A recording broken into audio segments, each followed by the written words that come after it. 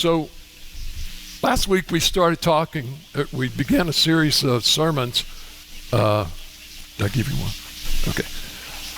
We started talking about cadence.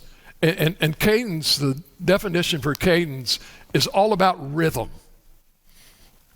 And so when we began to start talking about cadence and the rhythm, we began to say, okay, if we're going to talk about this, let's talk about it from the beginning of time. And so last week we talked about the cadence that actually began with God in the creation. Because when you look at the creation, it really, God was, if I could use it, the phrase, he was on a roll. When you look at it, in the very beginning, there was nothing but darkness. That's all it was. And what God did, he says, is he created a light. And that light began to separate the darkness. And it separated it into day and night. And then he began to start making things. He made the sun to give us light, the stars to give us light, even the moon to reflect off of the sun to give us a light even in the darkness that was there. The Bible says that with all of the things that he created, he also gave us time. He divided things up into day and night. And when there was a day and a night, that began to what we call it morning and evening, and that was a day. And as the things began to rotate and things began to move and in order, he said that it started from a day, 2 weeks, or you can go from seconds to minutes to hours and so forth and so on. From days, he said, from days or months to years. In the Jewish time, they didn't worry about the complete rotation of the sun or the earth around the sun for 1 year. In the Jewish calendar, there were 12 months.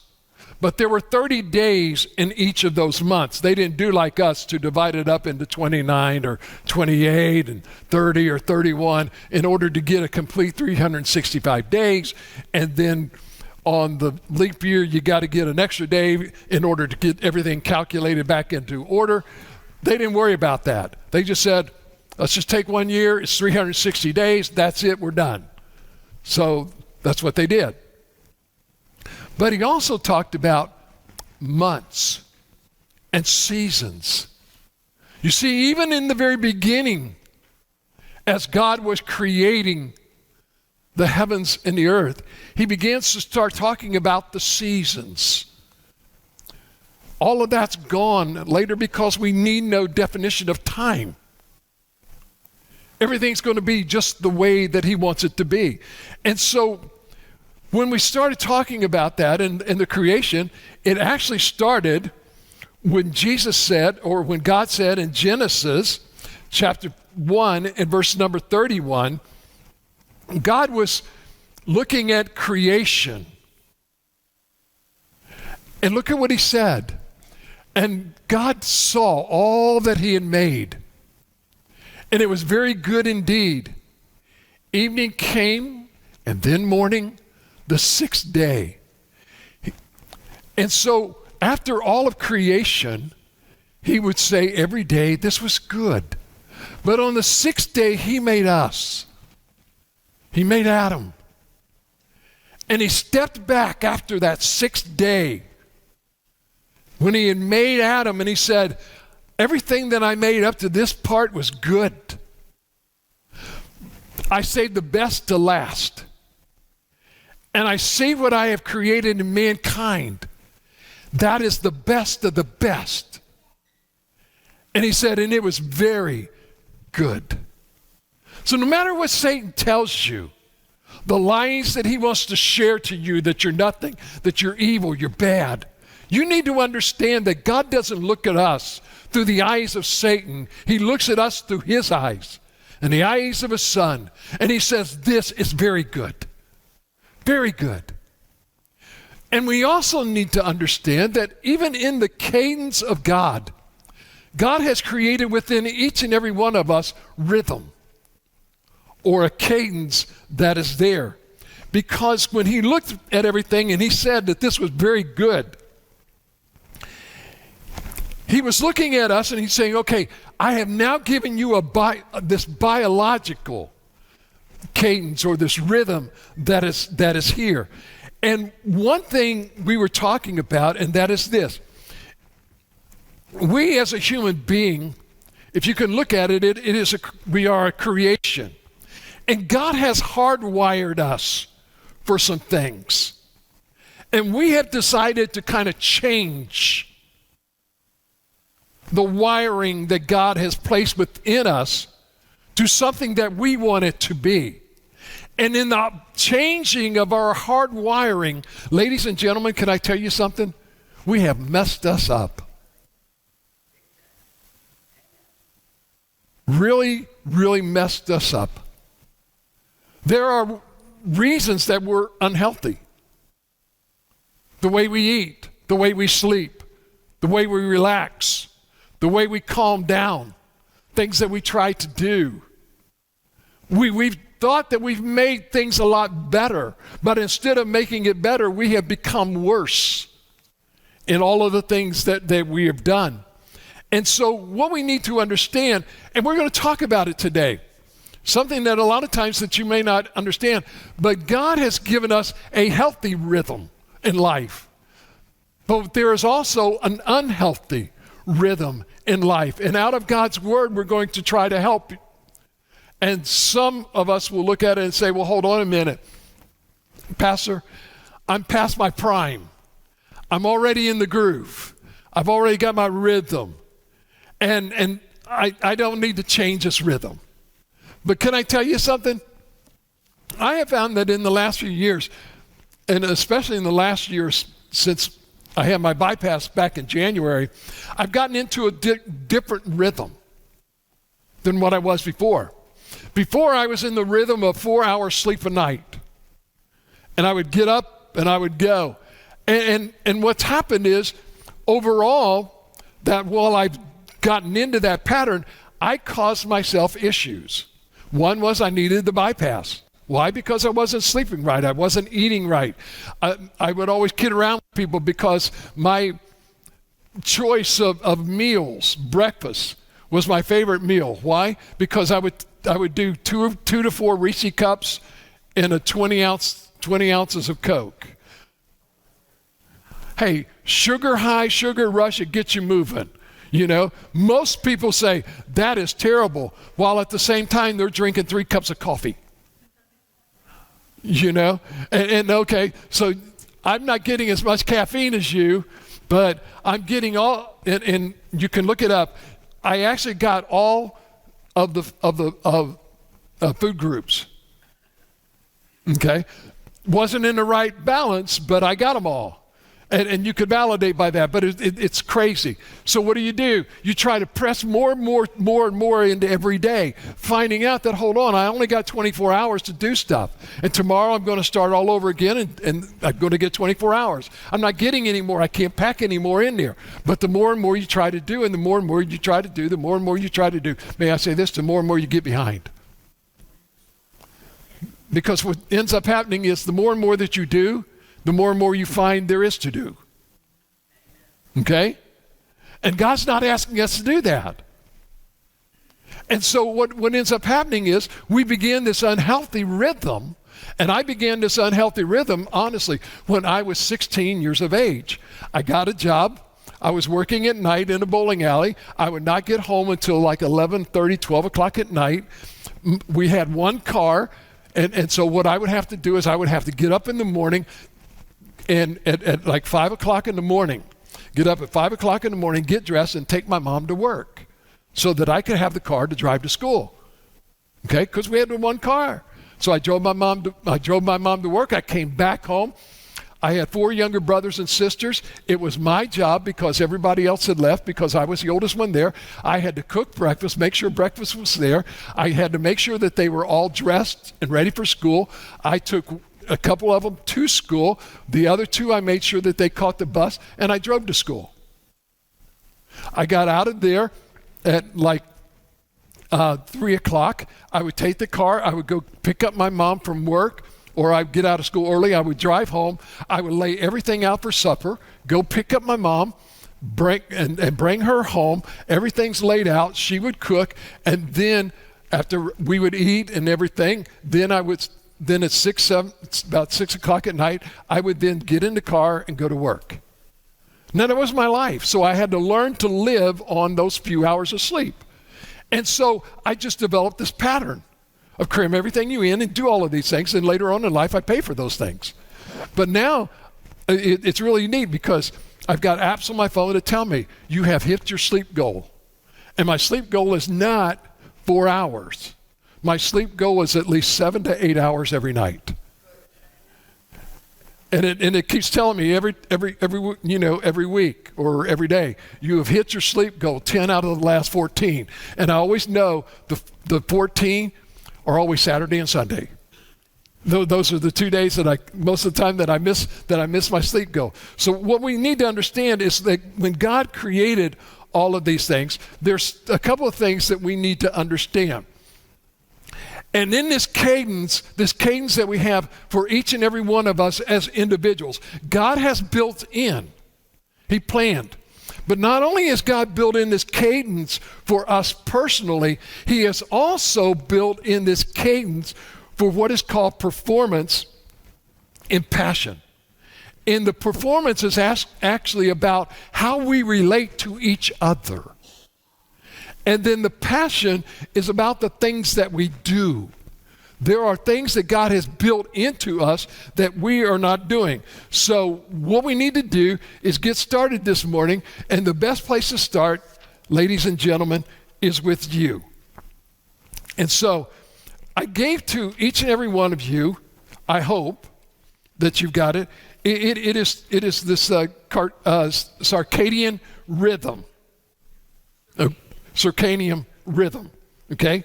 And so what we need to understand is there are certain changes that happen in each and every one of us in 24 hours.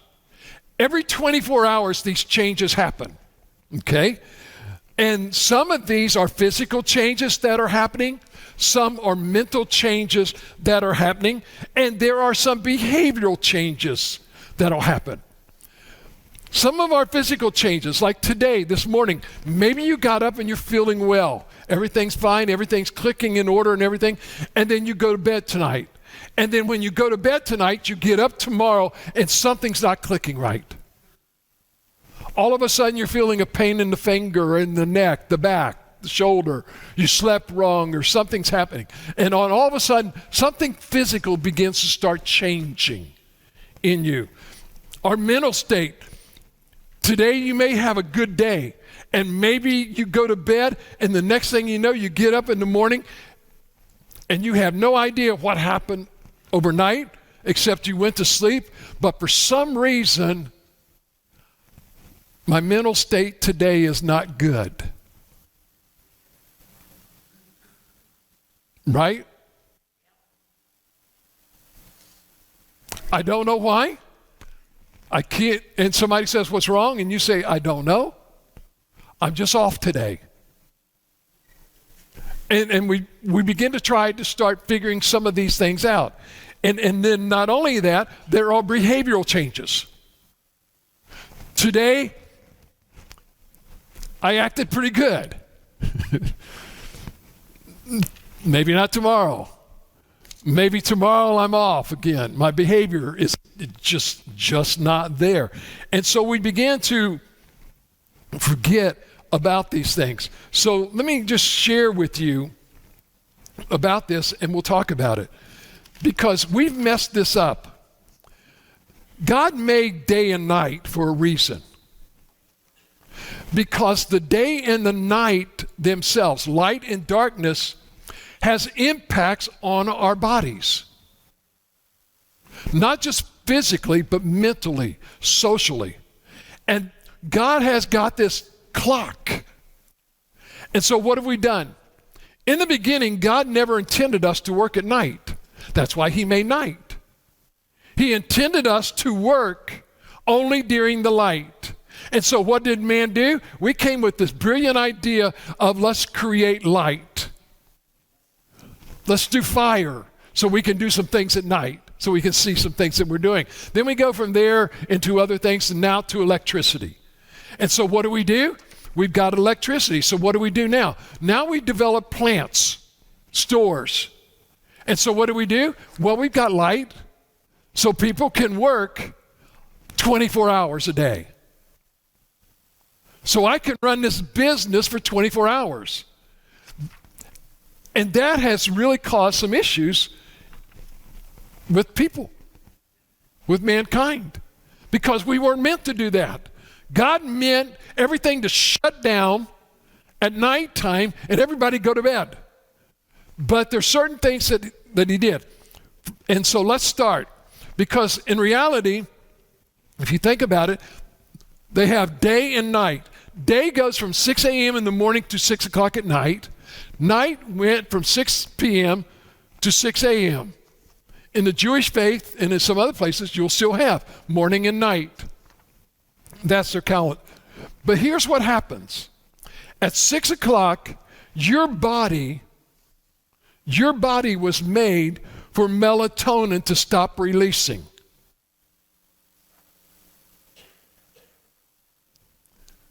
We're all wired that way. When we were created for melatonin to stop when it became daylight. It has that impact. And then, so what do? We start our day by the sun starting to come up. And as the sun started coming up and the light started showing, it began to start awakening us. And we began to start moving. And from right around 8 o'clock, our alertness starts happening. You get up at 6 o'clock in the morning and you're trying to say, I'm not alert yet. But then as you begin to progress, your alertness starts and things begin to happen. And so what ends up happening is right around 9 o'clock, it's built for us to be our high alertness to start. And our alertness is supposed to start happening right around 9, working on up to about 1 o'clock in the afternoon. And 1 o'clock in the afternoon, now we're really getting into the groove. Everything's working. We're getting into our best coordination. Our body's beginning to really start functioning good. And right at 3 o'clock is when our fastest reaction time begins. It was made that way. And so then what ends up happening is right around 5, it starts slowing down. Now what ends up happening is, and if you look on here, it says to limit your caffeine. And there's a reason for that. If around 5 o'clock you stop drinking coffee and energy drinks and everything else, what is going to happen, it's going to allow your body to start naturally winding down. If we don't do it, then what happens is we circumvent what God has planned. And our body starts going into overload. Whereas our body should start slowing down around 6 o'clock, and then between 6 and 9, you need to start dimming the lights. The sun's starting to go down. Things are happening. And may I say this to you?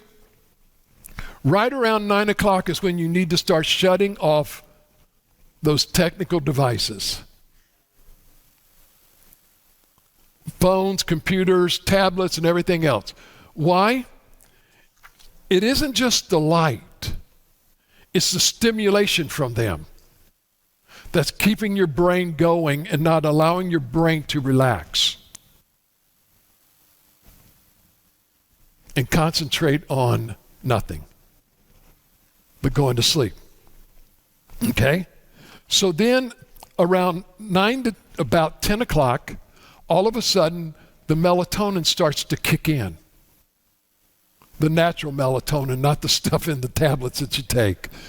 Okay? But the natural melatonin starts to kick in to start allowing your brain to wind down. This is the way that God made us.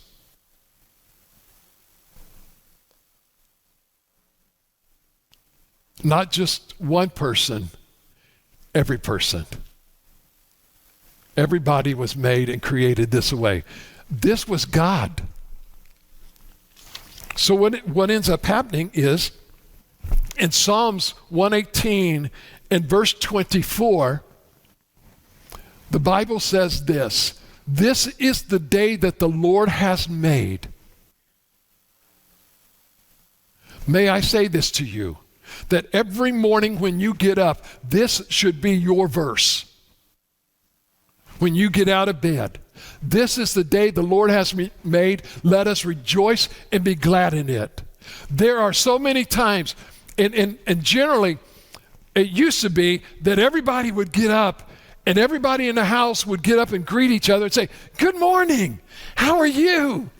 And they would be so happy and excited to see each other. They hadn't seen each other for a few hours, and they were so excited to get up. They would sit down at the breakfast table, and everybody was there together, and everybody was smiling faces. Then the kids would get up. "Good morning. What's so good about it? Didn't you get any sleep?" "No. You woke me up. I was supposed to sleep. This is my day to sleep in." You know what? When I grew up, you did not sleep in on Saturday and Sunday. You got up on Saturday and Sunday just like you had to do Monday through Friday. Well, yes, because you had to do work around the house. But you know what that taught me? That actually has helped me. Because most of the time, if you sleep in on Saturday and Sunday, you are tired. You get up and you think, "I've got so much to do. I'll go back to bed." And then we get up and we look and we think, "Oh, I got so much to do and I got to cram all of this in 2 hours before I go to sleep again." And some of you are starting to yawn. But we need to understand that's not exactly how it happens. Okay? You were made to wake up with the sun and gradually get started. But what happens to most people today? Here's what they do. We got to pretend for a moment. The first thing they do is, used to you had to make the coffee, now you got timers to set that sucker so that I don't have to think about it. The coffee's already made, the smell is there, and so what do? We walk to the coffee pot, we pour our cup of coffee, and we go sit down and we drink our coffee to wake up. Or we walk to the refrigerator or somewhere and we get our energy drinks, right? Or if I don't have an energy drink or my double, triple latte espresso with cappuccino or whatever else that it is that I get from Starbucks or whatever, or wherever I get it from. If I can't afford Starbucks, I go somewhere else and I get it. I'll go to there and I'll get that and I'll sit down and I'll drink that drink because I need to get started, right? I'm hitting home. And then there's the rest of us that get up and go to the refrigerator and get a Coke because that's our caffeine, or a Pepsi, or some of you that drink Mountain Dew. That's the worst in the world. I mean, it's a good drink, but it's got like double, triple the caffeine. I mean, you talk about wired. You take a few drinks you drink a 12 ounce or a 20 ounce Mountain Dew in the morning, give it to the kids. You got to pick them up off the ceiling. They're bouncing off the walls, you know. And it's like, cool, now I know how to get them on the bus and get them out of here, you know. Just fill that sucker with Mountain Dew and out they go. And so we got all of these things that we're doing and all these things that are happening. And so what we look at it is we forget something. Can I tell you that Jesus gave us the recipe in his life? Mark chapter 1 and verse number 35. We hear all the time, I don't know much about Jesus. The Bible's full of his life. Little verses that are tucked away that sometimes we've read, but we don't realize it. Mark chapter 1, verse 35.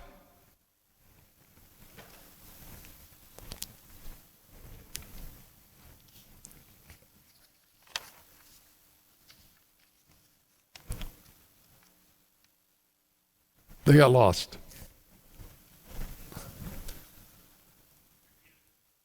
Mark 1:35.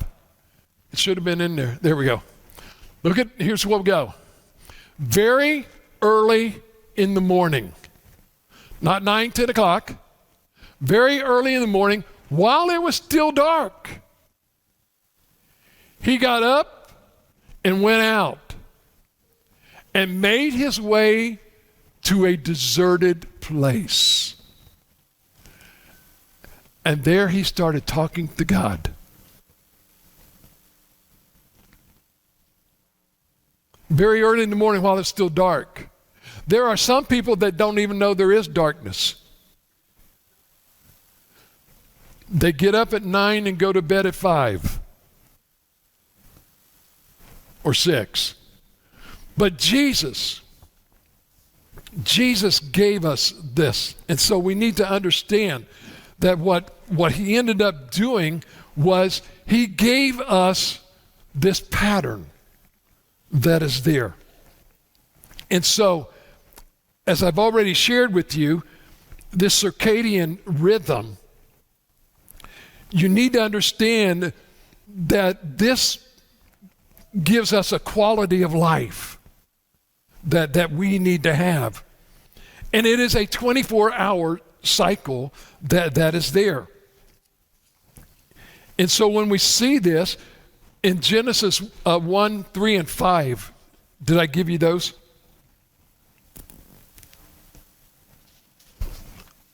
Yes. Then God said, let there be light. And there was light.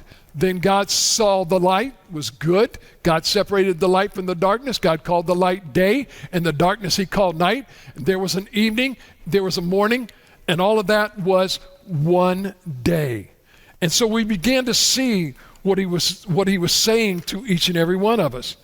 And so when we come to get this cadence, we start talking about the morning. And what did Jesus do? Very early in the morning. So what did Jesus understood? There was a rhythm. There was a cadence to life. And he was showing us the pattern that was there. And one of the things that you don't find anywhere in the New Testament about Jesus' life is I never find any place mentioned that when Jesus got up in the morning, he was in a frantic hurry to get going. Not at all.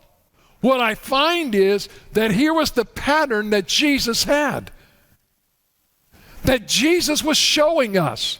Remember? He's here on this earth not as a Superman. He's here on this earth as a man. Like you and I. And he's showing us things that can be done. We don't need superhuman strength to get up early in the morning and start this natural rhythm while it is yet dark. By 6 o'clock in the morning, we need to get up and start moving. My wife has her clock set, 6 o'clock. Get up. I don't need a clock. I've got an internal clock. And now we've got an internal dog. And that thing knows when the light just starts to come, a very small dog with a big mouth. And there is nobody sleeping. Well, I take that back. Everybody in the house is sleeping but me. Because that dog will wake you up. And that's what he ends up doing. And so, my question to you is this. Take a look at your morning. Is it frantic and hectic? Or is it getting up and saying, this is the day that the Lord has made, and I'll be happy and rejoice in it? Every day I get up, I look at, I've developed that attitude. Okay, God, what's today going to be like? What is this? It took me a while to get there, okay? It took me a while to get there. I'm not really concerned too much about what has to happen today. I've got my plans, but God, what's your plans? What is it that you're going to do today that I can't see, that I don't know? Okay? But can I also tell you something? There's also not just a morning cadence and a morning rhythm. There's an evening rhythm that you need to get into. And as the day starts winding down, I'm sure we all have certain habits that we do of how we get ready, prepared to wind down or go to bed, or things that are there. But can I tell you something? We in America need to be like the rest of the world. I've traveled to Europe, and in Europe it's very prevalent. As a matter of fact, in Germany, if you go there, their lunch is from 12 to 2. Their lunch is not 30 minutes. Most of the time, their lunches, a lot of times, they're big meals. And so they go from 12 to 2. For 2 hours, they're eating. Then they shut down.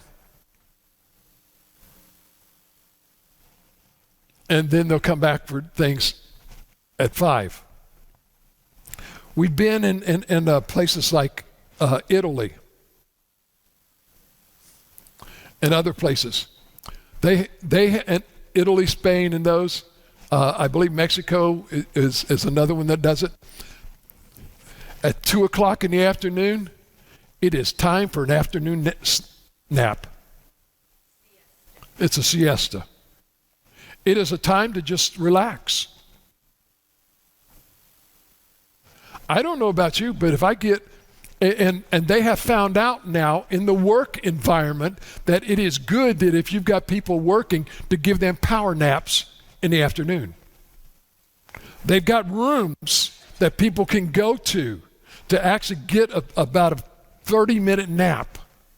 And they found out that if you give a person 30-minute nap in the afternoon around 2 to 2:30, that their production increases from when they wake up from that nap till the end of their shift better than if you make them continue to work.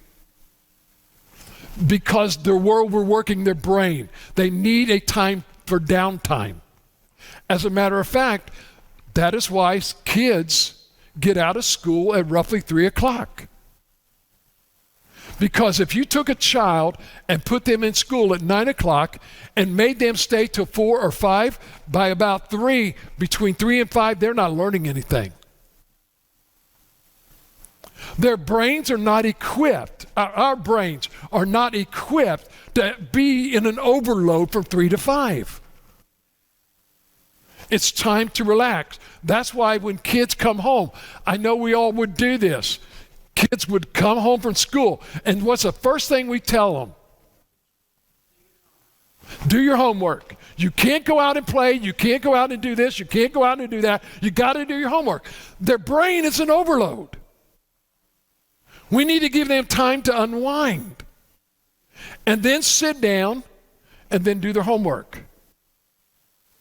Because then they're more open and receptive to be able to understand these things. And this is the way that God has built us to do these things. And so what do we end up doing? Now, what happens in the family is this. The kids get out of school, the parents get out of work, and what's the next thing that happens? You're running. I'm running the kids to dance, to gymnastics, to sports, to this, to that. And the next thing you know, the kids aren't getting home till 8 or 9 o'clock at night, and they haven't had time to wind down at all. We've grabbed a bite at McDonald's or someplace, and we've eaten on the way, and we've done this and we've done that, and by the time we get home, it's time to go to bed. And it's like, okay, go to bed, go to sleep. And they're saying, hold on a minute, I haven't had any time to wind down. Well, I don't care about your winding down. I'm winding down. I want you to sleep. And if you don't go to sleep, I'm going to make you go to sleep. You know? And so what ends up happening is this, that God has given us some gifts. And these gifts he's given us that we have messed up. And this, ladies and gentlemen, if we learn to do this, we become better in what we're doing. Now, I know all of this is kind of sound like a self-help book, but I want to show you something. In 2 Timothy, verse number 1 and verse number 7. Chapter 1, 2 Timothy chapter 1, verse number 7.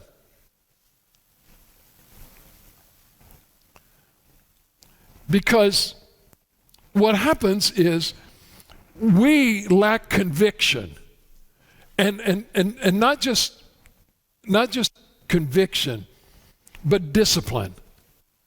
And so God steps in, and look what he says. He says, for God has not given us a spirit of fear, be afraid of, okay? But one of power, love, and sound judgment.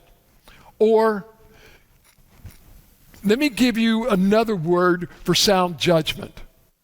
He has given us a spirit of power, of love, and self-discipline. There are things that we do, and somebody will ask you, why in the world did you do that? What's gotten into you? So what God has given us, he's given us a gift of power.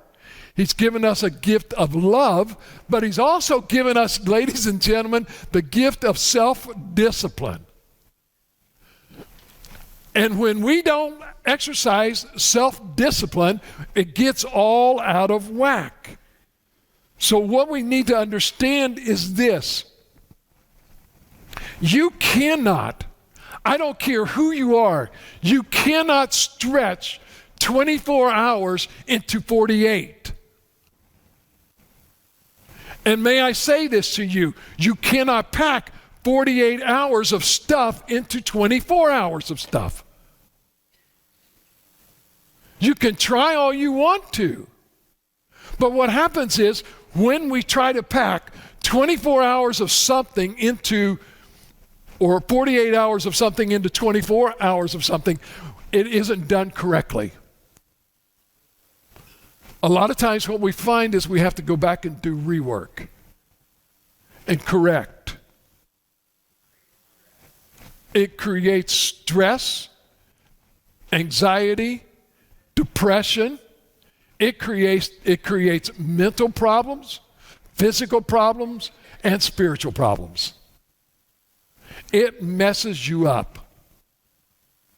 Because why? We're not doing the things that God has asked us. So what we need to understand is this. We need to get serious, ladies and gentlemen, about our time. To make the best of what we've got. because we can't get any more. And even though you wish sometimes that the day was only 8 hours instead of 24 hours, you're not going to get any less. There was only one time in history that God ever gave them more time. In Joshua, it says, then Joshua spoke to the Lord in the day when the Lord delivered up the Amorites before the sons of Israel.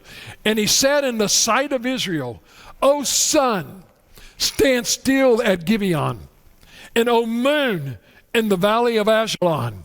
So the sun stood still, the moon stopped, until the nation avenged themselves of their enemies. Is it not written in the book of Jashar? And the sun stopped in the middle of the sky and did not hasten to go down for about a whole day. There was no day like that before it or after it, when the Lord listened to the voice of man, for the Lord fought for Israel. You need to understand something. There was only one day ever in the history of man that God ever gave them 24 more hours. It's in the book of Joshua. I didn't write down the scriptures, but if you text me, I'll give it to you if you can find it. So you need to understand, only one time did God ever bend the rules. And he made this statement: there was no day like it before, and there will not be a day like it ever again. Only one time am I ever going to give you more than 24 hours in a day. So quit asking for it. That is a prayer that is absolutely wasted, because he said, I'm not doing it. I take him at his word. So you need to understand something, and that is this. The only way that you get this cadence is with practice. I shared with you when I was in the service, I walked in as an 18-year-old straight out of high school. And I mean straight out of high school. I hadn't even graduated yet. I had taken all my final exams. The semester wasn't over until Friday, but I was already in the service on Thursday. First thing, I go in. I've been traveling all night. We get in there on a Saturday. Hadn't had any sleep. Bus from Nashville to Clarksville, Tennessee, Fort Campbell, Kentucky. They said, okay, here's your bunk. Pick it out and you can lay down and relax. You lay down and you're tired and you're going to sleep, and then some big loud mouth little guy with this funny looking hat comes in and says, get up, recruits.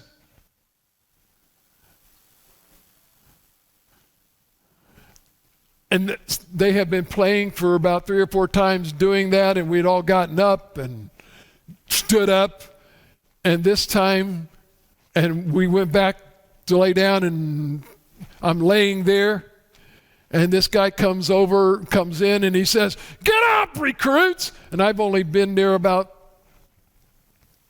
an hour. And I said, oh, would you shut up? Oh, 30 minutes to an hour, and I'm already in trouble. And like I told you last week, he says, what did you say? And I said, let me sleep. He says, get up, drop, and give me 50. I never did 50 push-ups in my life, but I'm learning real quick. And I learned one thing. I don't care who's playing pranks on you, shut your mouth. There is a time to speak and there is a time to listen. And most of the time in that time, it is a time to listen. But you also learn something. When that drill sergeant started counting off a cadence and giving you things in the repetition, they were giving you discipline. And you began to start walking. You would find yourself walking down the street with a cadence in your mind. You started doing things in order, making a bed. You have certain steps in making that bed. And I'll tell you what, you followed those steps because it had to be just perfect. You did that with practice, with practice, with practice, with practice. And the next thing you know, you got it down. And a lot of those patterns that you developed, that I developed as an 18-year-old, I still do today. I find myself walking down the street and every once in a while in my mind saying, 1, 2, left, right, left, right. And I find myself, when I'm running at my age, I find myself counting, singing, and getting in that rhythm and that beat to be able to do it. And can I tell you, when you get into that rhythm and you get into that beat with all of that stuff, it gets you through the pain of all of that. And so what I say to you is this, that when you start, God has given us certain things to do. And so you need to understand some things. If you got a pen, I need you to write a couple things down I need you to do this week.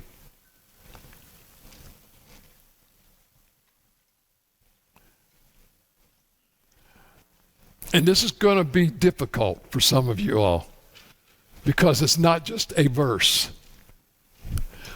I'm going to ask you to read John chapter 14 through John chapter 17. And if you don't get these, text me and I'll text you back. Okay? John chapter 14 through chapter 17. Okay? And then I also need you to read Galatians chapter 5, verses 16 through 25. Okay?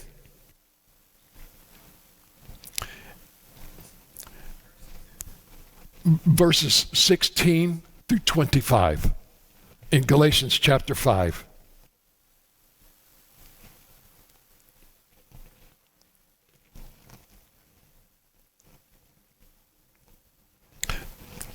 These